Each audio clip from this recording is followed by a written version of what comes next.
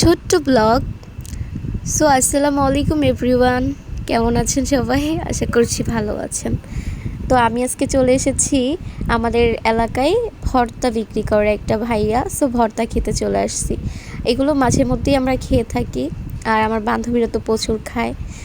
এটা সকল মেয়েদের ছেলেদের একটা পছন্দের খাবার। শুধু এইটাই না, আমাদের আশেপাশে আরও বিক্রি হয় ঝালমুড়ি, ফুচকা। আমি আম ভর্তা খেয়ে ফেলছি, যেহেতু আমের সিজন এখন শেষ। কাঁচা আমের ভর্তা খেতে দারুণ লাগে। খেয়ে মজাই পেয়েছি, অনেক ওয়াও লাগছিল। এখন খাবো আনারসের ভর্তা। তো আপনাদের সাথে একটু শেয়ার করব। আপনারা যদি কেউ খেতে চান তো চলে আসবেন আমাদের এলাকায়। আমি নিজে থেকে আপনাদেরকে চেষ্টা করব খাওয়ানোর, আর যদি তা না হয় আমাকে খাওয়াই যাবেন আপনারা। তো আমার এগুলো অনেক পছন্দের খাবার, এই যে আনারস ভর্তা, আম ভর্তা, সব কিছু।